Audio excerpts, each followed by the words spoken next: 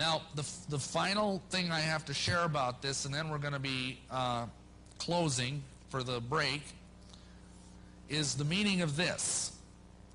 And this is a very mysterious symbol, which, you know, you've heard all sorts of explanations for it, but I'm going to give you the Masonic Illuminati inner meaning of what this means tonight. And it's going to probably gross you out and astonish you, and I apologize in advance for that.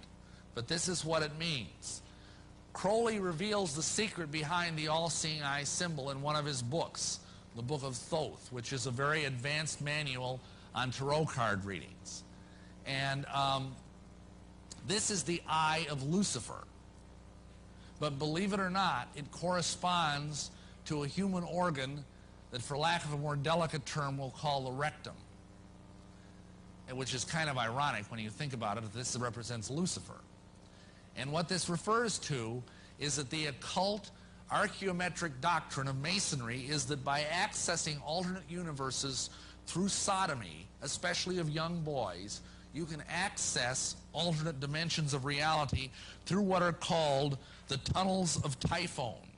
There is a belief that through this sexual perversion, they can access these tunnels into alternate universes, alternate realities. And the goal of this kind of magic is to find your own universe and become the god over that universe. This buys into the modern day physics theory that there's many, many dimensions of reality. Maybe you've read about that. Alternate universes. It shows up in science fiction a lot. And then once you're the god of this universe, you can start sucking the energy out of it. And you can use that energy through this child to live forever and ever and ever. And there are men, I have met several that claim to be hundreds of years old. Now, of course, are they lying their lips off? I frankly think they are. This is a deception. I mean, this is such a problem that we are actually, I now know of 5 national support groups that are helping people that are survivors of Masonic ritual abuse. This is that serious a problem. And let me tell you something else. The other 95, 96, 97 Masons have an even bigger problem, because the spiritual headship over their organization trickles back down to this monster. And because of that, even if they're good men, even if they don't know about this, you know what happens? They begin to struggle with profound temptations to move in this area of pedophilia and homosexuality. And this is dangerous stuff. I mean, this is spreading throughout the world like a plague. We have organizations like NAMBLA, the National Association of Man-Boy Love, which their slogan is sex before 8 or it's too late. And they're trying to lower the age of consent to 8 years old.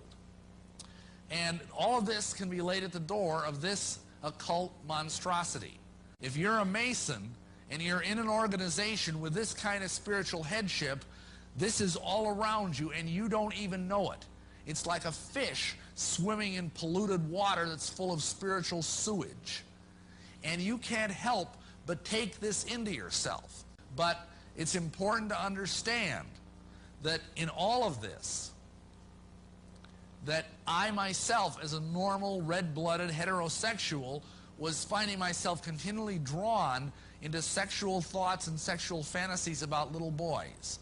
I thank God I never acted on any of that. But it was being forced on me because I was under the umbrella of the Masonic leadership. And it is really a very tragic thing. But it is very real, this kind of headship. He had so many Masonic degrees that you could fill up 5 pages of a book with them. This guy was probably the most highly honored Mason in the world. And he was also the most dangerous man of the 20th century. And he began doing rituals to bring forth this crowned and conquering child. And he began to start what he called the cult of the fascinating child. And in doing this, he uncovered, without knowing it, the royal secret of Masonry. And what happened was, a gentleman came knocking at his door after he published a book. And in this book, it was a book of poetry, And in the book, he had made an allusion to something. And this guy, his name was Theodore Royce. And this Theodore Royce told Crowley that he had given away the greatest secret in occult history. And Crowley said, "What do you mean? I don't even understand it." So the guy promptly initiated him on the spot to the 9th degree of the OTO and then explained the secret to him. The secret is that as a Mason, you are promised immortality. If you go to a Masonic funeral, you will hear them discuss the immortality issue. You will hear them promise that they will go to the celestial lodge above and live there forever. Where do they get their promise of immortality? Simply, the secret that Crowley uncovered, probably through demonic intervention, is the secret that this immortality is conveyed through tantric sex magic. And the kind of sex magic that we're talking about here, unfortunately, is a sexual violation of a little child.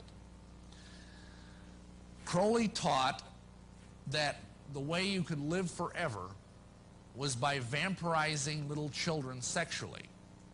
And he personally bragged of having slaughtered 150 male children in 1 year. This is why he was called the wickedest man in the world. And this, I apologize that this is so horrible, but Masons are doing this.